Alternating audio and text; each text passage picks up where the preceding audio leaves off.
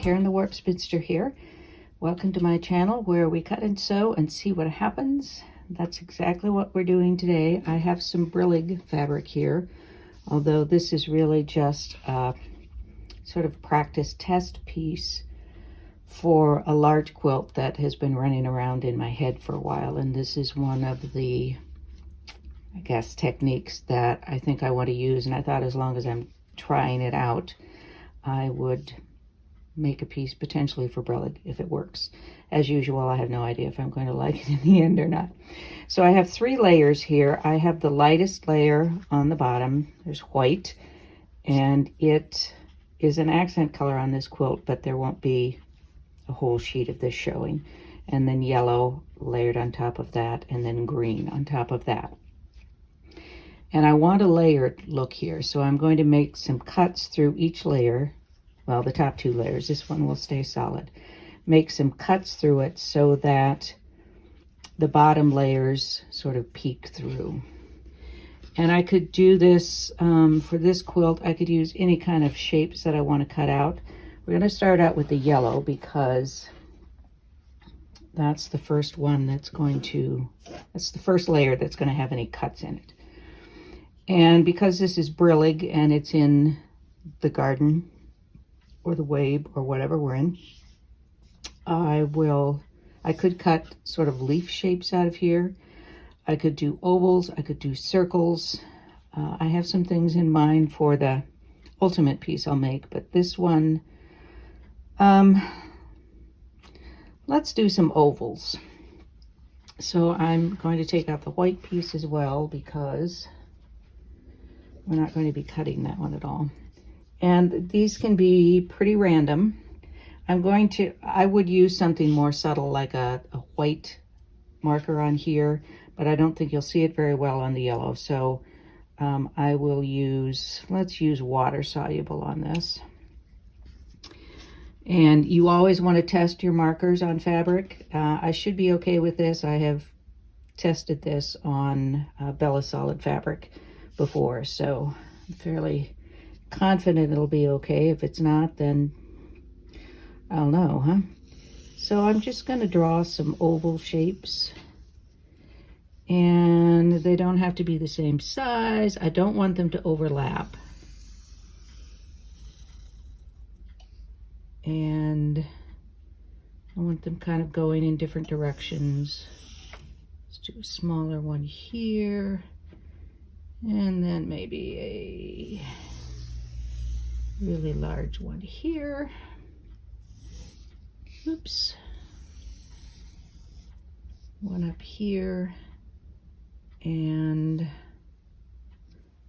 I'm going to leave it at that because one of the things I want to try out is, do I want to have like a curved edge that goes here? Do I want to have an oval going off? So I'm going to do one up here. I'm going to have an oval shape that appears to go off the side. And maybe I'll do one here as well. So the next thing I'm going to do, I think I'm going to just do sort of a random curved shape here, so that they aren't meeting at the bottom. There's another piece I can use in Brillig somewhere. If I ever finish Brillig, I'm not going to at this rate, am I? All right, so then I'm just going to cut these out. And in fact, just to make sure I don't have any problems with that marker, I'm going to cut just outside the lines. And for the inside ones, I'll use scissors, but just so you can see that I'm cutting, as if you wouldn't get this concept if I didn't show you. I don't know. That's just where my head is at today, I guess. And then I'll finish these out. We'll layer it on the white, and you'll, I hope, kind of see where I'm going with this. Here's the first layer. It's kind of a Swiss cheese effect, which I'm sorry I thought of because Swiss cheese is one of my favorite cheeses. Swiss cheese with almonds. Oof, and now I'm hungry for it. These are, I could leave these just raw edge, and do some finishing around it, or just leave it raw edge and stitch around it. That certainly is an option. For my purposes, I want to try turning them under, however, so it's going to be a reverse applique. And I'll get to that in a minute, but let me do the next piece, which is going to be the green. And I don't want the green to mimic what's there. I want it to overlap so that I have different things peeking through. So I'm going to take my light box here, which looks a little the worse for wear, but there's a reason for that, and it cleans up, so not to worry if you're seeing smudges on it. All right, so I'm going to leave this on the white for, no, I'm not. It's just one more block from the light coming through, and then I'm going to put the green over this and turn on the light box, take it up to, which I think you can see. All of this, I think, is coming from, I've just started doing gel plate monoprinting, and layering is one of the things that really intrigues me about it, and that's where all of this is coming from, I realized this morning. So now I can see where I might want ovals to overlap. So here I can do an overlap. So some white is going to show through, some yellow is going to show through, and then some more white there. And maybe a bit here. So again, we're going to have white and yellow showing through. Let's do one that has maybe not so much white showing through. And of course, I wouldn't have to use all ovals. I could use all kinds of shapes here.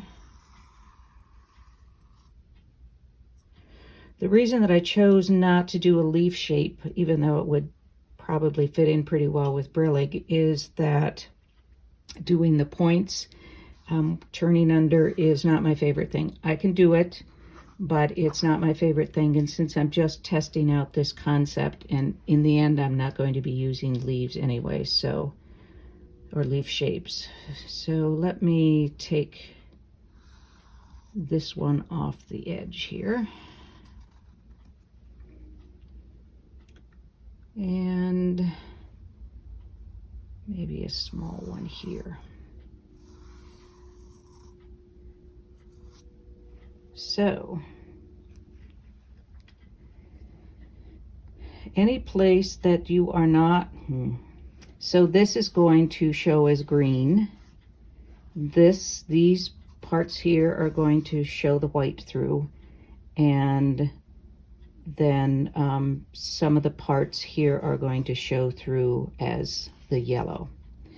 So let's, well, this is going to be yellow, sorry. This is why, this is why gel printing gives me a little pause, because I get the layers wrong. So this is going to read as yellow, and these will read as white, and then out here will all be green.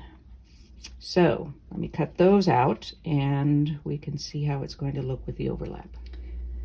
I should have mentioned on the last section that, of course, I could have put these all on a piece of fusible web and then cut them out, and we wouldn't have these ravelly edges if I wanted to do if I didn't want to do the turn under. All right, so that is the yellow. And here's the green. I honestly don't remember how we had this, and it doesn't really matter because I can try out different combinations here. And because this is a solid, I could also do this. I could make additional cuts if I wanted to. I like this in that I could cut some more on it and have that show through more, but I don't like this. There's not an, I could make this larger, of course. I'm kind of liking some of the other parts of it though.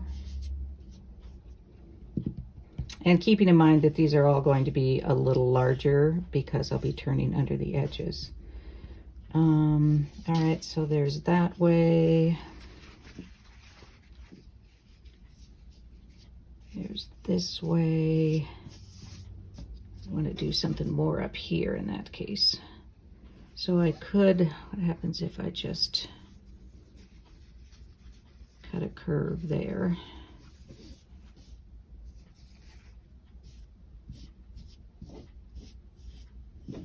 Kind of like that look, except for up here, I need something for sure. What have I got? I could do another big cutout there. So let me do that.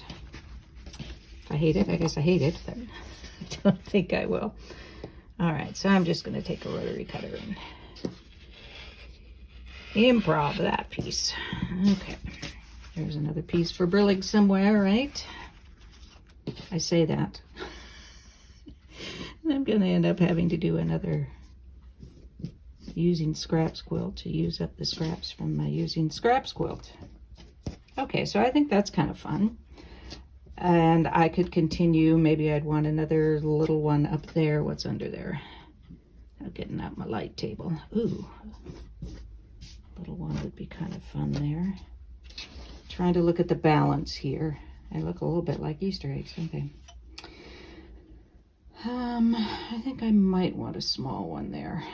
Let's do another one, maybe a little bit more at an angle. Let me draw it first because that's just how it is for me today. So we want something here. We're doing an oval like, oops.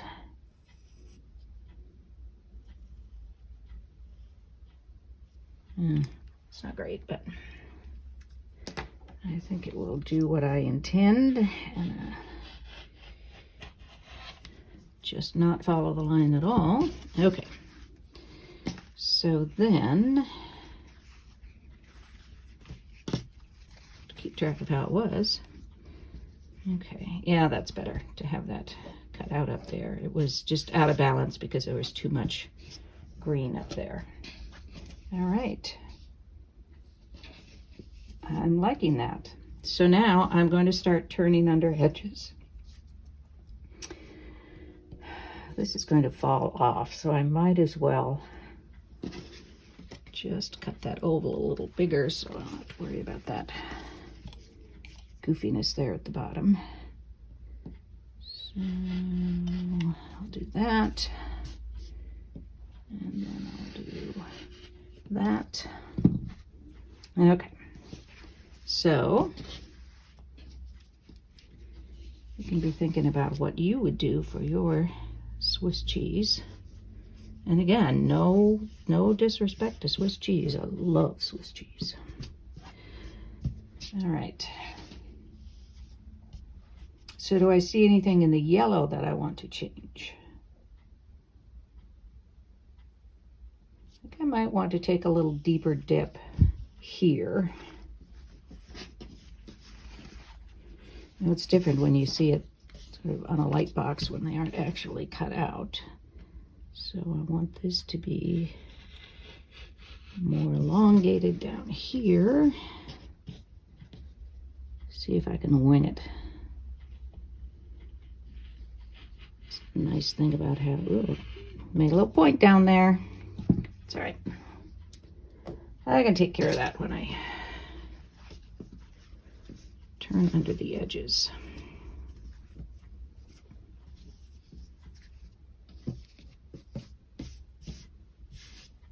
And then that turned around again. I should mark the upper left corner. That would be the smart thing to do.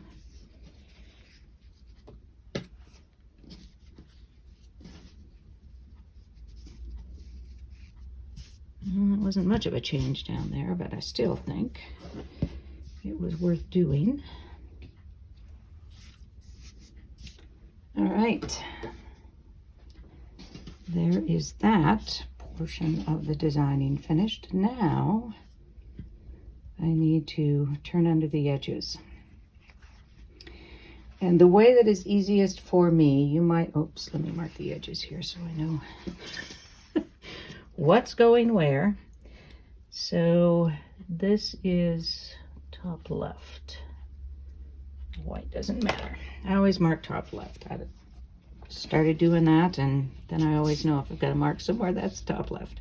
Whatever quilt I'm working on. So this I would just turn under light. I don't think I need to go through how I would do that. But if I'm going to do these ovals, that is a bad oval. So I'm going to trim this up a little bit. Hopefully I won't make it worse. It's a whole lot easier to cut smoothly on paper than it is on floppy fabric. And that's probably going to be worse. I'll deal with that later. You don't have to watch me try to fix that. So what I'm going to do is, this is the top left, and I know this is the bottom there. So I am going to flip it over to the other side. And I'm actually, this one I'm going to use a white marker just because I really don't want to have trouble with this. I'm liking it so far. So what I'm doing that you won't be able to see, because I can barely see it, is to draw roughly parallel to the edges here, about 1/4 of an inch in. And that is going to be basically where I want the turned edges to go. And then I'm going to take my scissors and clip. So if you've done any garment sewing, you know, clip the curves. But I'm just clipping to just before that line. I don't want to cut into that line. So here's my line here. And I'm not cutting up to the line. It's just a little bit before the line. If I were doing a sharp point, I would have to do it to the line and then deal with it. If I were doing a sharp inside point, I should say. It's a whole other thing if you're, of course, doing the outside of a shape.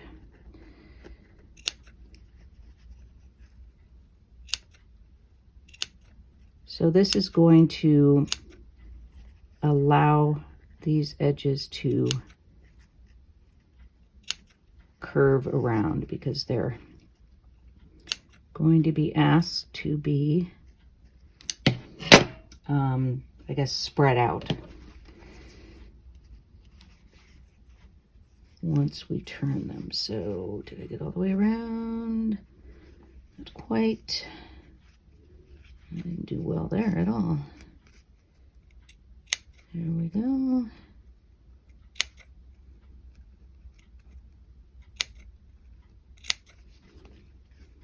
All right, so now I'm going to take my iron and my wool mat. And the first thing that I'm going to do is pick up the red thread.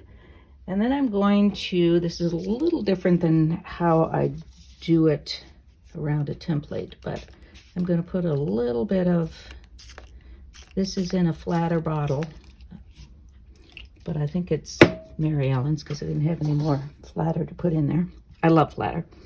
And then I'm just going to take my iron, and actually I'm going to do fingers first, and you can see how it allows that to curve around because it spreads out those pieces. So if you've done reverse applique or inside curves before, or garment sewing, if you're doing a sleeveless dress or whatever, or even setting in sleeves, you clip the curves.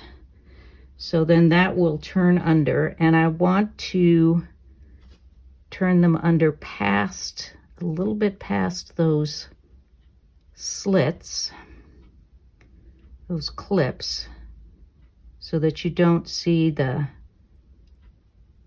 edges of those clips, but that it's clipped enough that I can press it And the Mary Ellen's or the spray starch or the flatter or whatever you use will help to hold that crease in that curve. Now, if I see that anything looks really pointy, and some of this does, then I can go back in and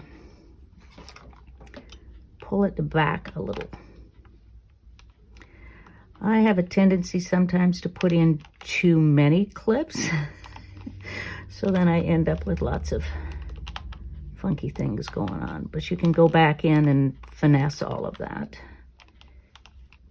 And especially where when you turn it over, where you see straight lines. Now, some of this is going to look like that because you can see shadows through on the bottom. So this is actually a fairly decent curve, but it looks funky because you can see beneath it. So this is a good thing to know. And it's against the gray, which is not going to help it any. So if we put the white down here, and it's going to be better anyway. I could always, there's a point there. And these you can just sort of smooth under, go to the other side and finesse it so it's a curve and not jagged edge.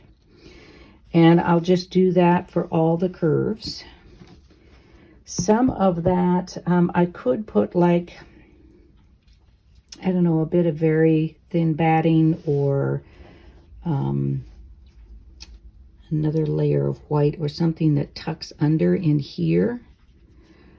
But I'm going to, this yellow is very light, and the process that I'm going to use is not going to, the fabric that I'm going to use, the colors, it's not going to show through that. Now, if you had a beefier fabric, say Kona is pretty beefy, you may not get that shadow through at all. So I'm going to see some of that shadow, and I will work on how to mask that as I am. In fact, I want to do that probably before. No matter what I do, something's going to show through because it's a double thickness there, and if I add something else in, I would have to add it to everything.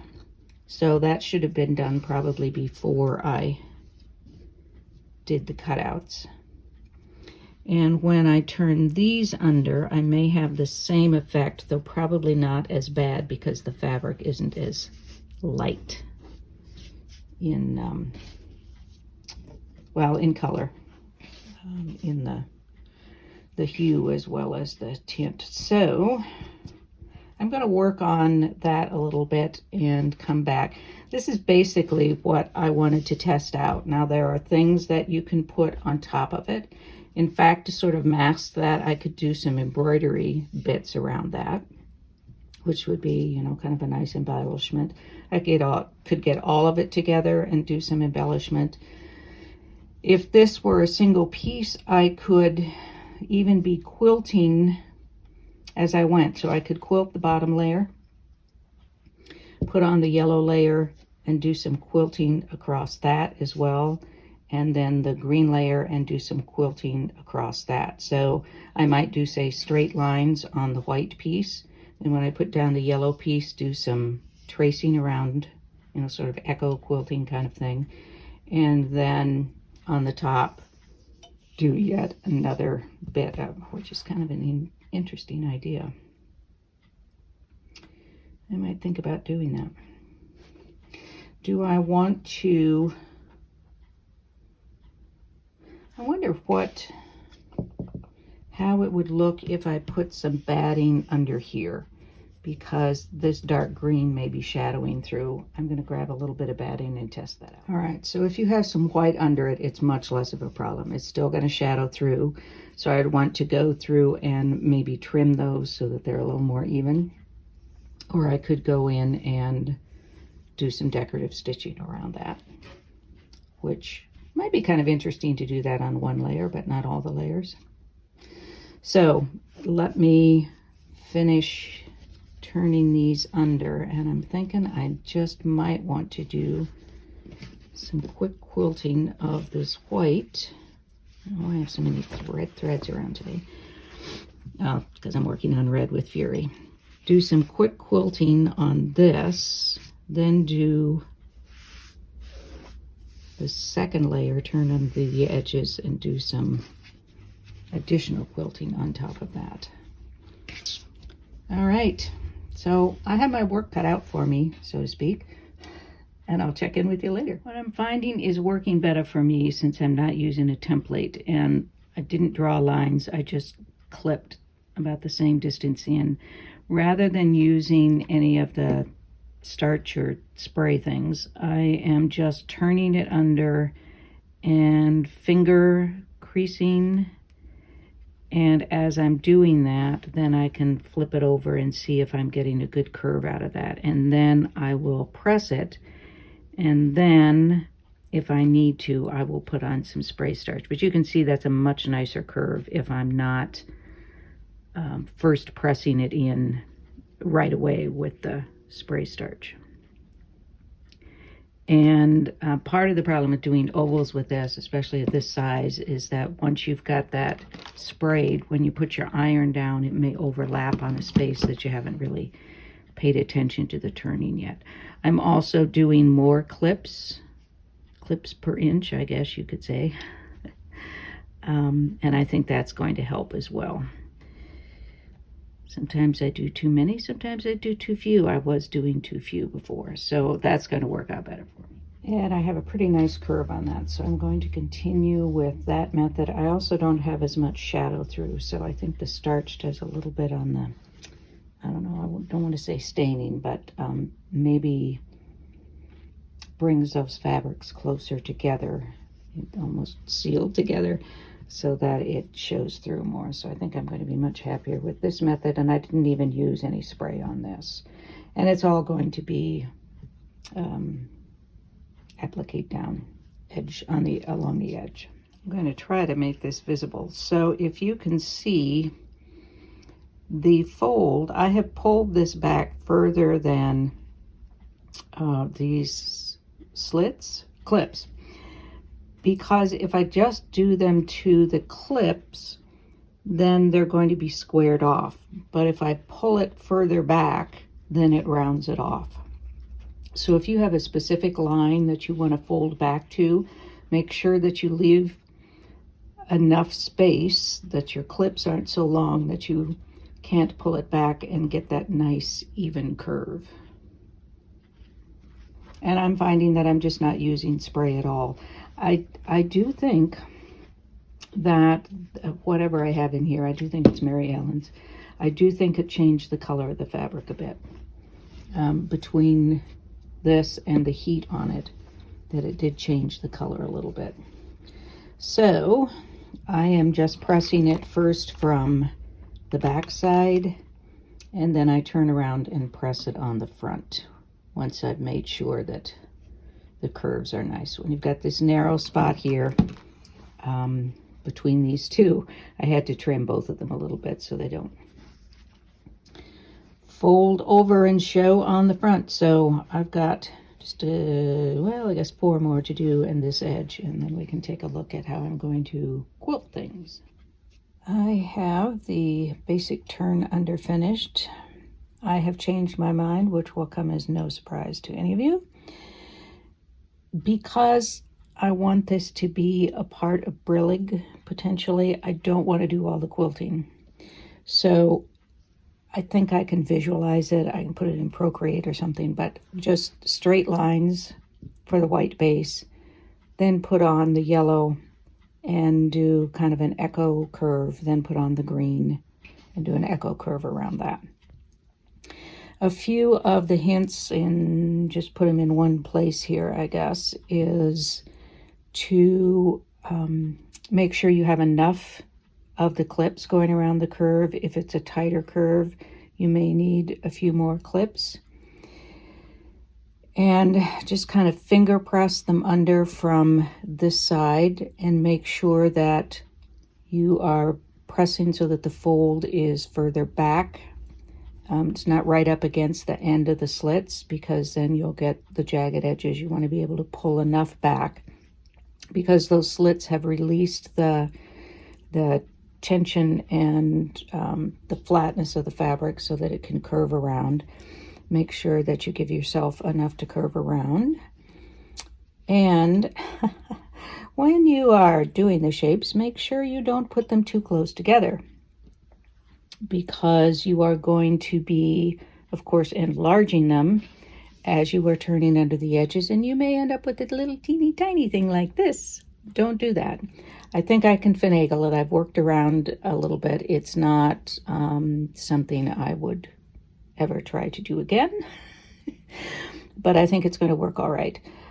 This one's a little narrow too, but not quite as narrow, and I was just looking at the green to see how that will work, and I think it's going to be fine. I don't have any very close together there, so that's another thing to be. Oh, I wonder if that little thing's going to get covered up anyway, or if I could arrange for it to be covered up. Probably wouldn't be so lucky, huh? All right, so that fits. Oh, it is going to be covered up, so it doesn't mean I'm not going to try to do a good job, because at some point I may do that when I don't have it covered up. All right, so I'm going to go ahead and stitch this down. I'm going to use monopoly thread from Superior Threads in both top and bottom, so that it will be relatively invisible, especially on the lighter fabrics, in a very narrow zigzag stitch with, of course, stabilizer underneath. So I am off to do that. Overall, I'm pretty happy with it, except for that little thing there. Something to watch for. All right, and other hint, don't press too soon. I do the finger pressing first, make sure I've got a nice round curve, and then I come back with the iron on the back, and then flip it over and press it on the front. Let me stitch this down. First layer is appliqued. This turned out okay. I'm not going to say it's perfect, but considering how narrow that is, I think it turned out quite all right. And this one was fine as well. This one turned out to be a little narrow, but not too bad. I am just full of disjointed tips for you today. And I have a couple more. One of them is really a reminder. When you are turning under these edges, you are working on the bias, so it's likely that you're going to have some stretching, even if you're careful. So as you were laying this out and starting to sew, I started toward the center and moved out, because I could make a start here, and then I could start to ease the outer edges either out a little bit as I did over here, or just start to kind of ease in as I moved along. A stiletto is also very handy, just to hold ends down, help you ease things in, and just make sure everything's tucked in and tidy as you're going. So first one is down. I'll do just one or two of these turn unders so you can see how that's going to look. And that will do it for today. I'm anxious to see how it's going to look. Which ones do I want to look at first? Let's do, say these two. I'll do the turn under. Not the stitching yet, but I will do the turn under so we can see how those are going to look. Before I forget, wouldn't this be a great place for another Shy Eyes guy or two? I could just kind of see them, hear them rustling around in there, and see them poking their little eyes and heads out. Got some nice curves going on these, and I really like the look. It's something a little different. You could do another layer on top of this. You'd want to be cognizant of what you're going to do in terms of quilting or whatever, because it's going to be, of course, every layer you add on is going to be that much thicker. Or you could add small pieces on. It wouldn't have to be a whole layer. You could do decorative stitching. You could start out with a background that isn't just a plain color. It could be very embellished, or if you like prints, that would be a good place to use a nice big bold print. So lots of choices, lots of opportunities. And I will keep working on this, but I think that's going to be it for today. I have some other things on my agenda I need to get to. Thanks for joining me. Next week, I don't know. We'll see. I hope to see you then for whatever. And in the meantime, be well, be safe, be happy, be quilting. Peace out.